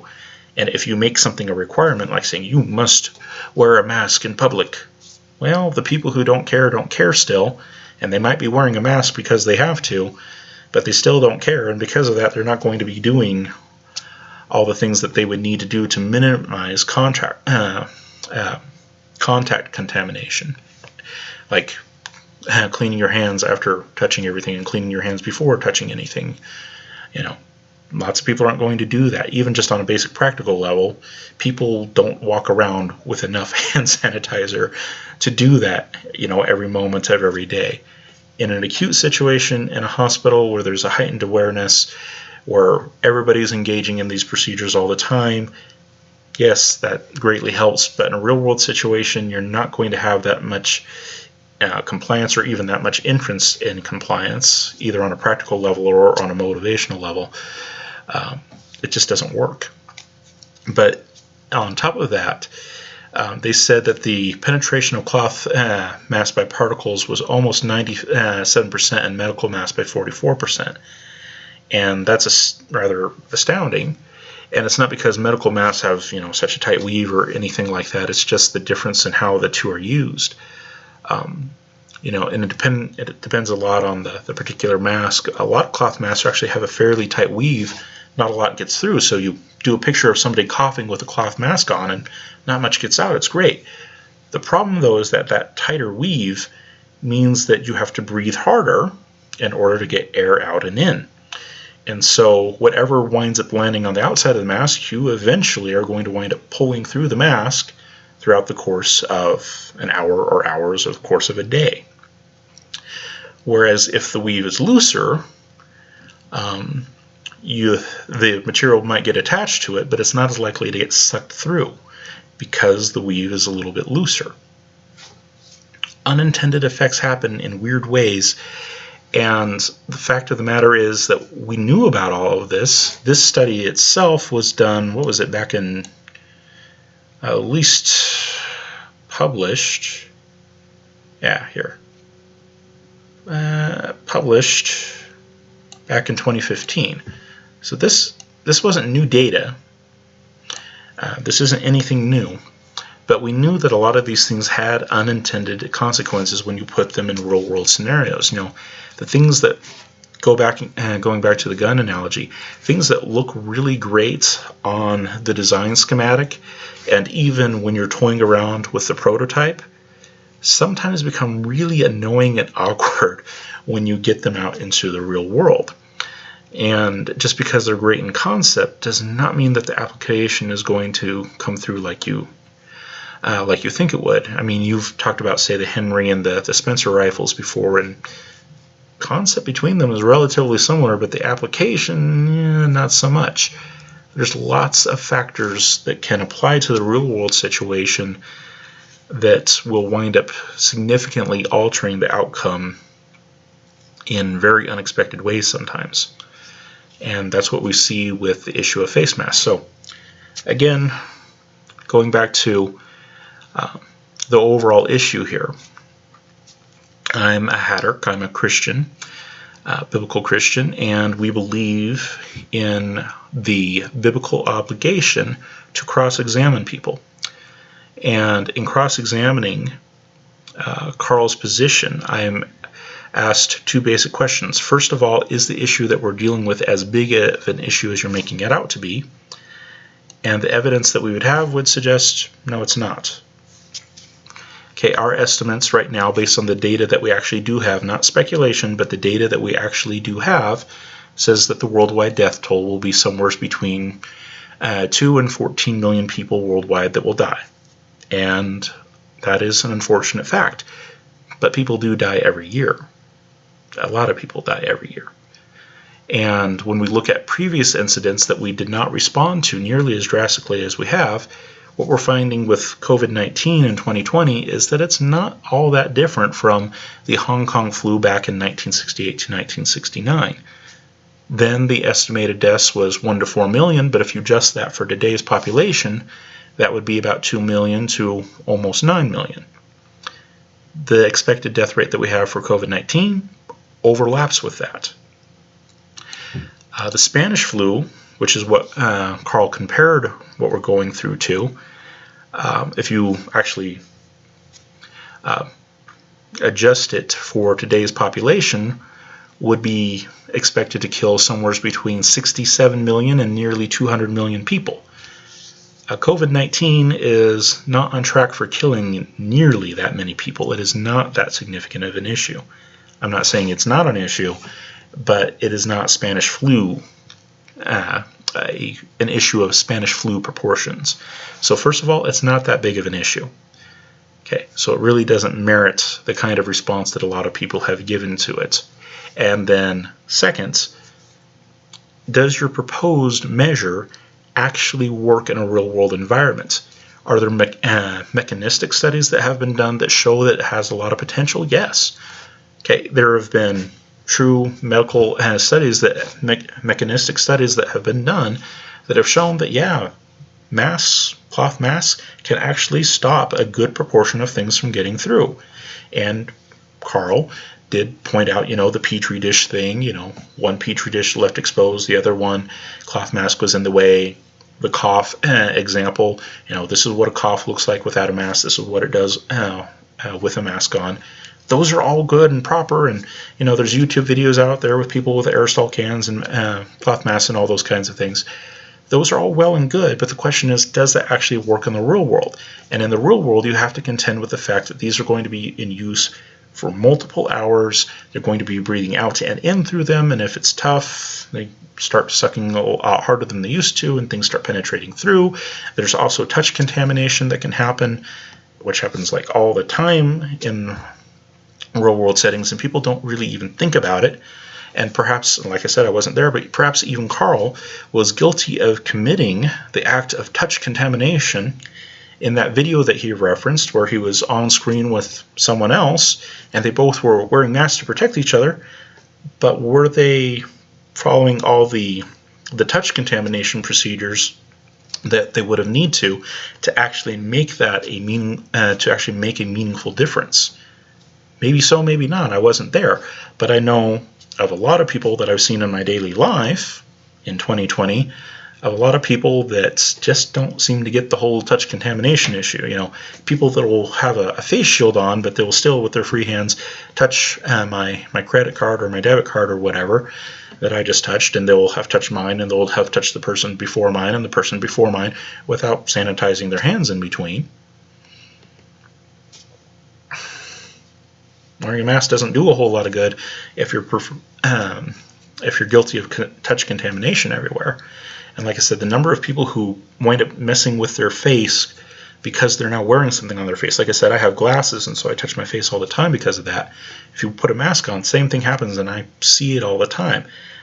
Today I went to a restaurant, and a lot of the people at the restaurant are wearing masks, and they're adjusting them all the time, and they're touching the face and pulling them up and down and trying to get them to fit right, and they'll kind of get loose after a while, and it is sad and hilarious at the same time to watch all of this go on, because it's just touch contamination all over the place.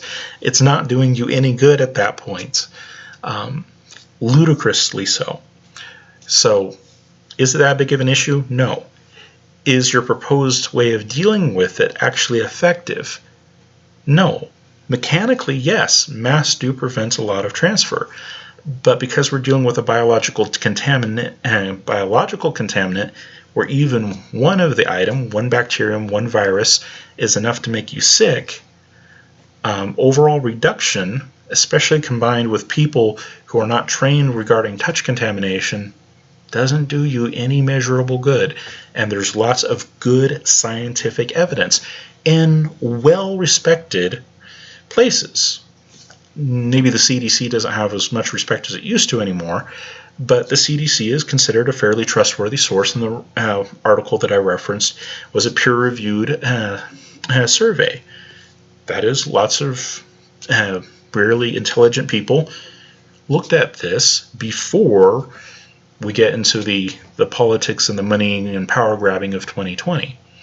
Like I said, a lot of the stuff that comes out now I just simply don't trust, because 2020 is an election year, and there's a lot of people that stand to make a lot of money off of providing a cure for this, even if the disease actually isn't all that bad and won't have that much of an effect.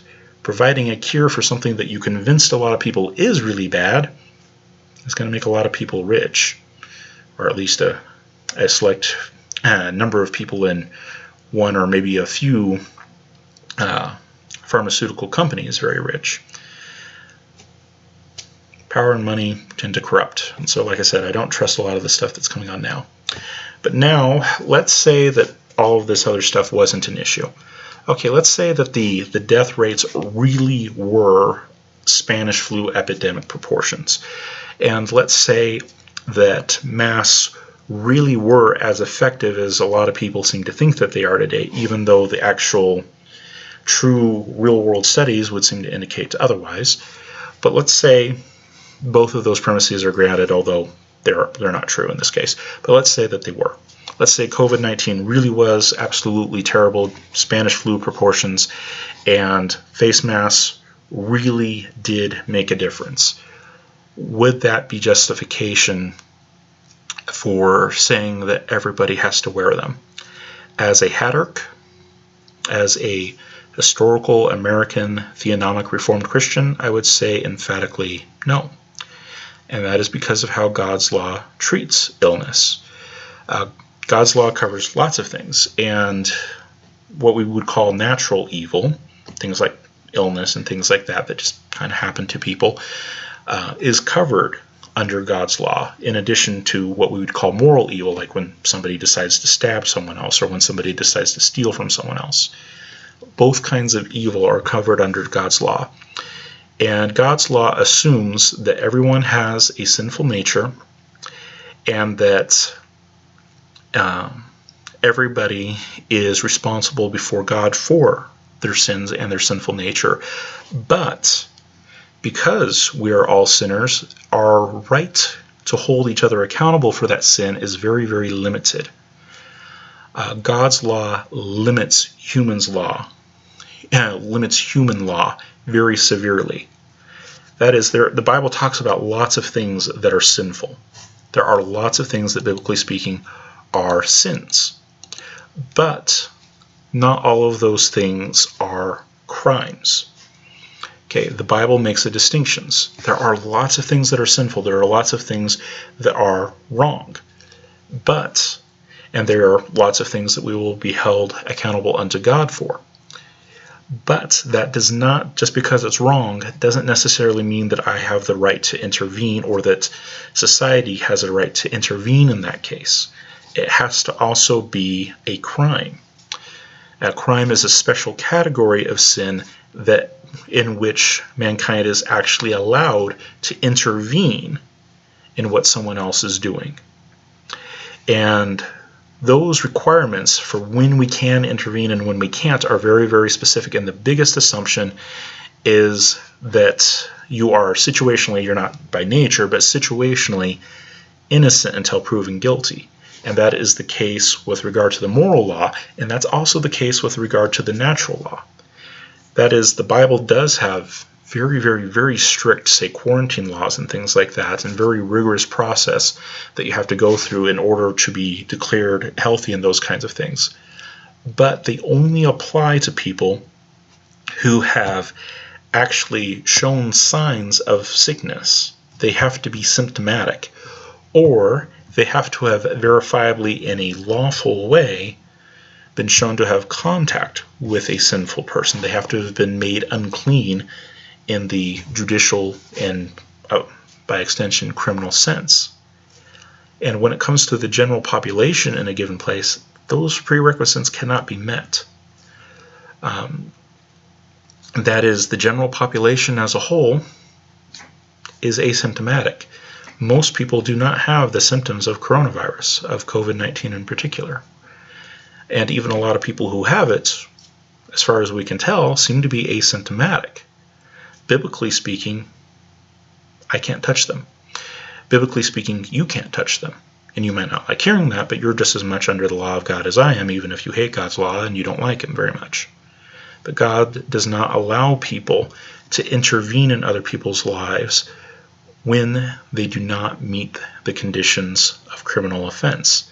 They are assumed innocent or assumed healthy unless there is substantial evidence to the contrary. And you have to prove beyond a reasonable doubt that the person is either guilty or that the person is sick. And that's a very, very high standard to meet. And in these days, even in these days of contact tracing and those kinds of things, when it comes to highly infectious diseases, there are so many modes and mechanisms of transmission that even with the best contact tracing in the world, you cannot, beyond a reasonable doubt, say that the person definitely got it from this other person, and so on and so forth. There's lots of incidental ways to contract viral diseases. There's a lot of us that have learned to order things online now. And, it could be the case that someone who is packaging our stuff for us happened to have the disease and wound up through touch contamination getting it onto our wonderful boxes of things that we open, and we could have gotten sick that way. Or it could have been from the mailman who touched things and put it into our mailbox, or it may not have anything to do with anyone that we actually had direct contact with. Touch contamination is very much so a live and living part of the spread of infectious diseases. And you cannot reasonably say that just because you didn't have direct contact with someone, that they aren't the ones who directly or indirectly got you sick.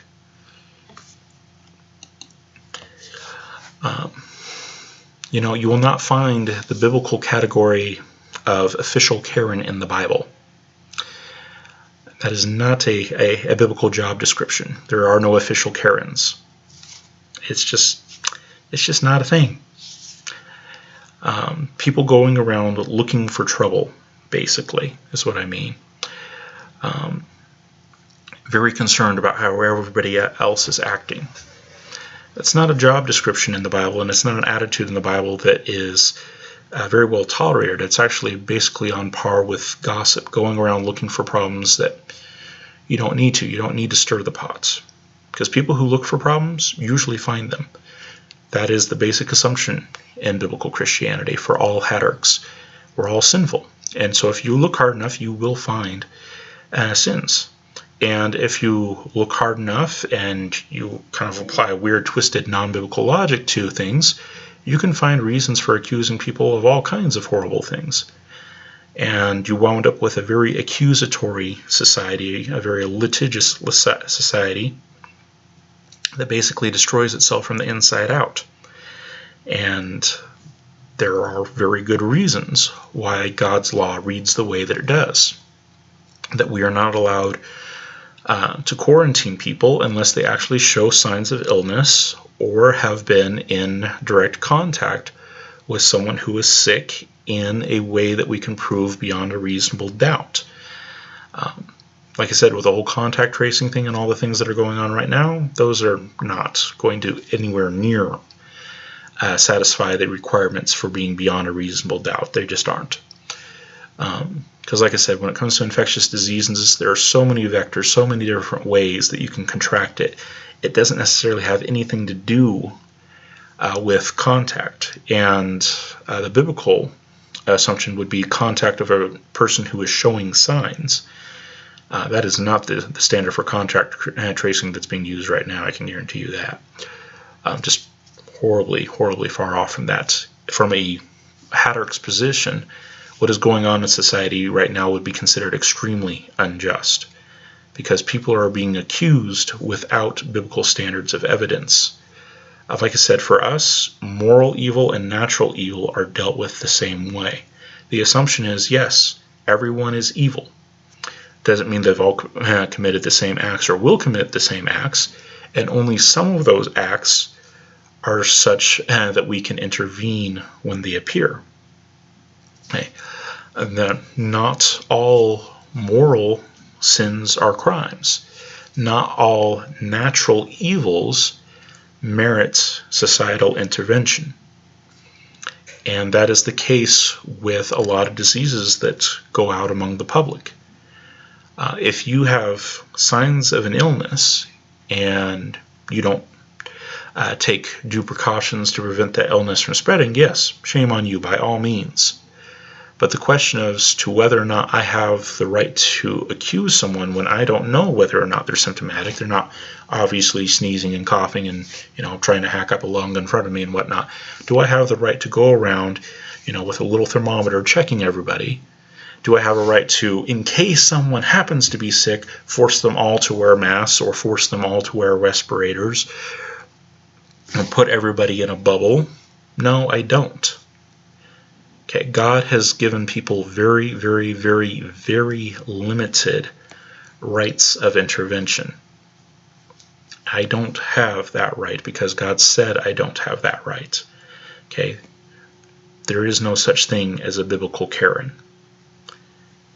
There are those acts out there that are criminal. There are those acts out there that do indeed merit societal intervention, but the Bible is very specific about the conditions under which they can be applied. Okay, in the case of illness, if there are not signs of an illness present, I can't touch them, and I shouldn't want to touch them. And I'm not speaking physically, I mean in the sense of bringing some kind of legal action against them or requiring them to do something. I shouldn't want to be overly involved in controlling someone else's life. That's not healthy. That's not appropriate. Okay. That is not my proper position before God. My proper position to be before God is to glorify Him. And you glorify God by upholding His standards of justice, not my concern for my own life. That statement from Carl that, wearing a mask during a pandemic is an IQ test, and if you're not wearing one, you're failing. Like I said, I'm paraphrasing that. But that statement from him assumes that the primary goal of life is living. For a hatter like myself, that is not the goal. The goal of life is to glorify God and enjoy Him forever. That is our goal. Westminster Confession. Westminster Catechism, Lord's Day 1. If you separate it out that way, you can put it also in just in terms of numbers. But that is our goal, is the glory of God. We do not exist for ourselves, and we do not exist to satisfy ourselves and to protect ourselves or even others. What we exist to do is to glorify God, and you glorify God by upholding His standards whether you like them or not. Honestly, I like the idea of everyone having to go out of their way to do everything possible to keep me safe. But that's not what God says I ought to do. God says I ought to be willing to give up a certain measure of safety for the good of society as a whole. Because if I require everyone to do everything possible to ensure my safety, society is not going to function. Let's see, for my safety, I'm going to require that everybody else drive 5 miles an hour. Because if everybody is driving 5 miles an hour, there's no way that I could possibly be the victim of a high-speed vehicular accident, because there will be no high-speed vehicles if everybody is forced to drive 5 miles an hour or less. We can get rid of an entire category of death. High-speed vehicular deaths would be completely gone if we limited the speed limit to 5 miles per hour. You also wouldn't get a whole lot done. Society would ground to a halt as we know it. Hey, the whole issue of being able to travel and get things back and forth that are a system that we have relies on right now would utterly die on the vine. And in order to protect me, everybody else is now going to have to do without. I don't have that right. Okay, my rights have limits. They are God-defined limits. What I am to do is to glorify God. And God has set things in place for His own glory and not for my own safety. That is a very, very difficult thing for a lot of people to grasp. And if you're not a hatter like myself, it's probably going to be befuddling, maybe irritating. Maybe it will induce rage in you, I don't know. But for me, this is a very simple issue. God's law says, first of all, I have a right and responsibility to cross-examine people when they make claims like this. This is such a bad thing. No, it's not. It's like the Hong Kong flu, which killed a lot of people, that's true, but we didn't shut down the nation for it. We didn't have massive mask-wearing requirements and so on and so forth. Instead, we sent someone to the moon, and we also had Woodstock. Wasn't that big of a deal. Okay, that's what it's more comparable to. So it's not that big of a deal. And also under cross-examination, you also have every right and responsibility to ask whether or not the proposed measure actually works. And the scientific evidence from real-world studies, both in the general community and among healthcare professionals, both comes out to the conclusion that cloth masks in particular are very much so bad, and that cloth mask use among the general population usually doesn't do a whole lot. And a lot of it has to do with the fact that the general population is not well trained in contamination issues and those kinds of things and other hygiene measures that would be needed to actually make the mask wearing somewhat effective. And then there's also apathy concerns and things like that. It just doesn't work. So it's not that bad. Also, your proposed solution doesn't work. And then on top of that, there is the theonomic issue, that God's law assumes innocent until proven guilty, and it assumes healthy unless proven sick. Those are God's principles, and those are God's principles that society needs to abide by. Okay, the argument that we need to do this to protect people's safety is not as important as upholding God's justice and thereby glorifying Him. A lot of people are going to flat out disagree with that. I'm well aware of that fact. But that doesn't make it any less true. I don't exist for me, you don't exist for you. The only reason why you or I exist is because God decided to allow it to happen. You exist because God has decided to allow you to take your next breath. It is God who sets the terms. And God has said, this is how far mankind can go in policing themselves and no further. There is a difference between what is sinful and what is criminal. There is a difference between those health issues that society is allowed to intervene in and society is not. You and I don't make those decisions. God does. And every time that mankind has rejected God's decrees, mankind has wound up paying the price one way or the other, and we certainly will be held eternally accountable for it if we do not reap the benefits in this life. So Carl, if you watch this, first of all, I'm really impressed that you got through this whole thing because I know it's been long. But second, I hope that you understand that people who disagree with you are not necessarily troglodytes. They're not necessarily knuckle-dragging Neanderthals. In fact, a lot of us have thought through these issues on a scientific and mathematical level, but also our concerns are not necessarily those of yours. We're not necessarily concerned with the object of living. We might be concerned with something else, like the glory of God and the equity of God's law being applied in human society appropriately. Probably not going to change your mind, but at least it'll hopefully provide you with something else to think about right now. And to consider that the issue might be a little bit more complicated than you think it is, and that people who stand on the other side of the aisle might have more to say than you think they do, and more reasons than you think they do, whether you agree with them or not. One of the dangers that we have in society right now is oversimplifying the position of people that we don't agree with. And when you oversimplify someone's position, you dehumanize them, you destroy them, you allow them to be an object in your mind instead of a person. It's the other, it's the bad guys, it's the ones that we don't really care about that much. And hopefully you'll understand that I've been trying to be fair to you. I'm not opposed to you wearing a mask if you want to. It's mathematically, scientifically, it's not going to do a whole lot. But if you want to, that's your choice. There's nothing biblically that by which I would have a right to prevent you from doing that. I hope that you would recognize that I understand your concern. Okay, in your video, you said that, you didn't feel like you were sick, that the person that you were filming with didn't feel like he was sick, but just out of a mutual concern and respect for one another, you chose to do this thing. As a Hatterk, that is something that I do appreciate.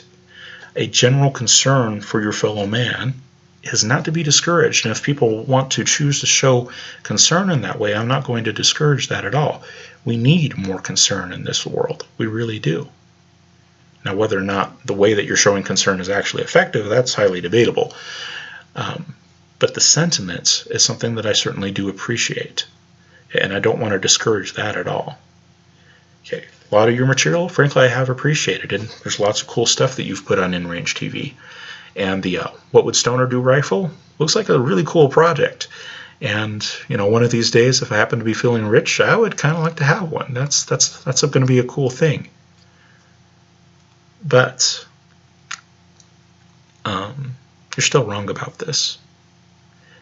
And just because you have, a presence online, and just because you kind of have a little bit of that deadpan look going on sometimes, and just because you think you're right, doesn't make you right, and it doesn't mean that other people don't have the right to point out where you're wrong. Okay. I want you to understand more of the history of this nation and its Judeo-Christian history in particular.